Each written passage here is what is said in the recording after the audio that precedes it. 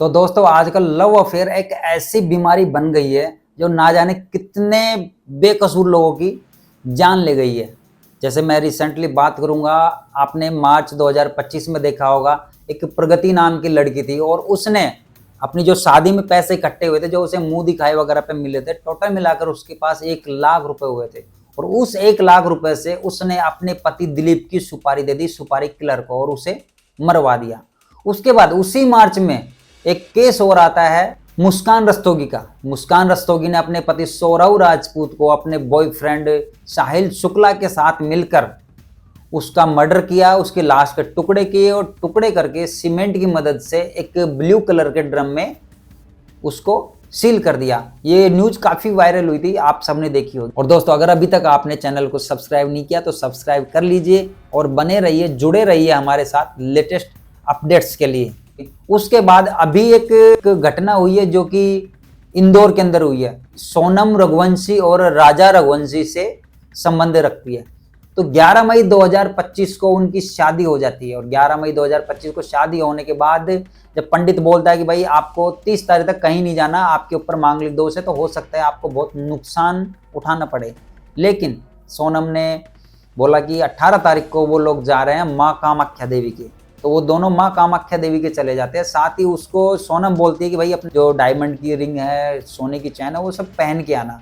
तो वो सब पहन के वो चला जाता है माँ कामाख्या। माँ कामाख्या के दर्शन करने के बाद सोनम टिकट बुक कराती है शिलोंग का, जिसका कि उसके घर वालों को भी नहीं पता। जब रास्ते में राजा रघुवंशी की बात होती है अपनी माँ से, तो वो बोलते हैं हम शिलोंग जा रहे हैं। तो उसने जब वीडियो कॉल पे देखा भाई तू ये चैन क्यों पहन के गया, तू ये रिंग वगैरह क्यों पहन गए, तो उन्होंने थोड़ा ऑब्जेक्शन किया।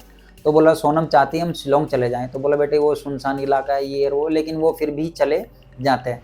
उसी समय सोनम ने जब अपना और राजा रघुवंशी का टिकट बुक किया तो उस समय उन्होंने 3 टिकट बुक और करे थे। वो इसके जो मर्डर प्लान था उसके ही कुछ लोग थे जिनके बारे में मैं आपको बताऊं। सोनम और राज कुशवाहा, जिनका एक लव अफेयर चल रहा था लगभग 4-5 महीनों से आप कह सकते हैं। और राज कुशवाहा जो कि काम करता था, सोनम के पिताजी की कंपनी थी प्लाईवुड की, उसके अंदर वो काम करता था और उसी के अंदर उनका लव अफेयर चला। और राज कुशवाहा के 2 दोस्त और थे जिनका नाम है आकाश राजपूत और विशाल चौहान, जो भी इसके अंदर शामिल थे। वो बताया जाता है कि वो काफी गरीब फैमिली से बिलोंग करते। तो उन दोनों ने, सोनम ने और राज कुशवाहा ने जब मर्डर का प्लान बनाया तो उन दोनों को और शामिल किया। वो काफी गरीब परिवार से थे तो उन्हें पैसे का लालच भी दिया और उनको मना लिया मर्डर करने के लिए।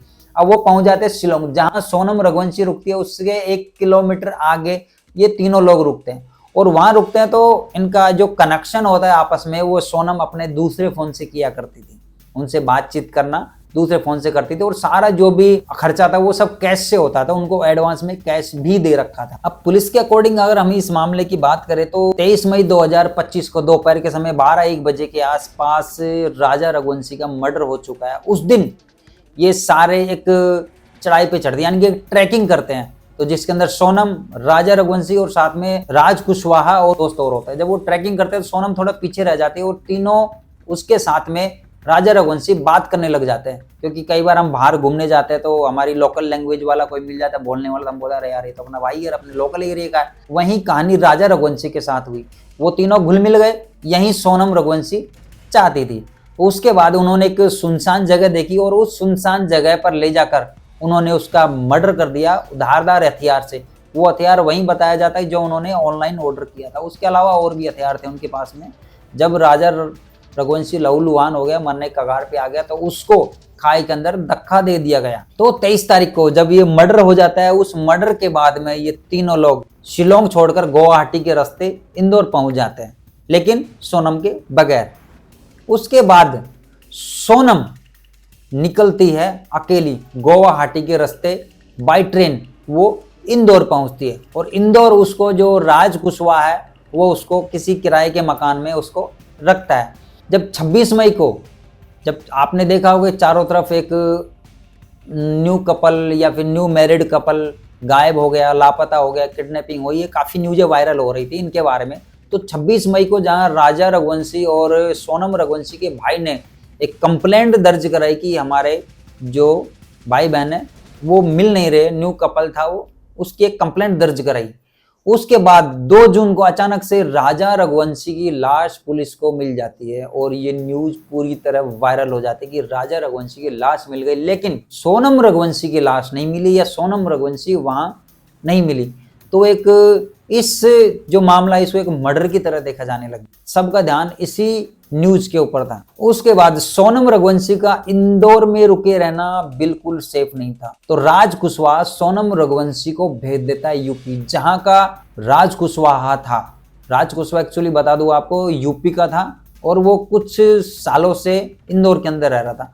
तो राज कुशवाहा को सोनम को वहां छुपाने के अंदर कोई ज्यादा परेशानियों का सामना नहीं करना पड़ा, क्योंकि वहां उसका फ्रेंड सर्कल था, उसके रिश्तेदार थे, तो उसको वहां भेज देता है। और सोनम रघुवंशी वहां पर कुछ दिन रहती है, लेकिन जब 8 जून को उसे पता चलता है कि उससे रिलेटेड मर्डर से रिलेटेड सारे लोग पकड़े गए, तो उसके लिए वहां भी छुपे रहना बिल्कुल आसान नहीं था।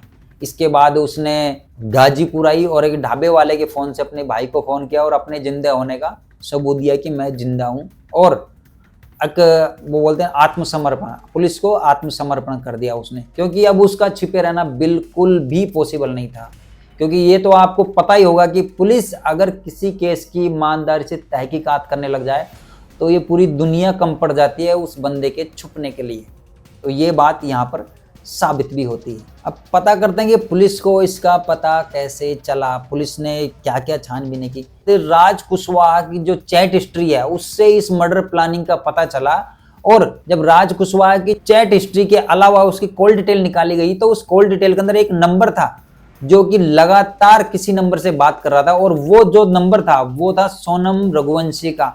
तो सोनम रघुवंशी कुशवाहा का अफेयर चल रहा था पिछले कम से कम 4 महीनों से। तो ये मर्डर की प्लानिंग पिछले 4 महीनों से ही चल रही थी। तो दोस्तों मैंने पहले भी कहा है कि ये लव अफेयर्स के चक्कर में इतने मर्डर हो रहे हैं, लोग एक दूसरे के साथ नहीं रह रहे, तो यार ये किसी का मर्डर करना, किसी को मार देना ये जायज नहीं है। आपको साथ नहीं रहना तो आपके पास और भी तो ऑप्शन होते हैं, तलाक भी होता है, आप वैसे भी अलग हो जाओ, सेपरेट हो जाओ बिल्कुल। ये किसी को मार देना, किसी के घर को बर्बाद कर देना कहाँ का है। और कहते हैं ना कि यार घर के अंदर एक शख्स का बेवफा होना ही काफी है उस पूरे घर की खुशियां उजाड़ने के लिए। वहीं सोनम रघुवंशी ने किया। सोनम रघुवंशी ने अपने स्वार्थ के लिए, अपने लव अफेयर्स के लिए राजा रघुवंशी का मर्डर करवा दिया, उसके पूरे परिवार को मुसीबत में डाल दिया। और अभी तो इस केस के अंदर बहुत सी गुत्थियां सुलझना बाकी है। मिलते हैं एक नई अपडेट के साथ में, जब तक के लिए जय हिंद जय भारत।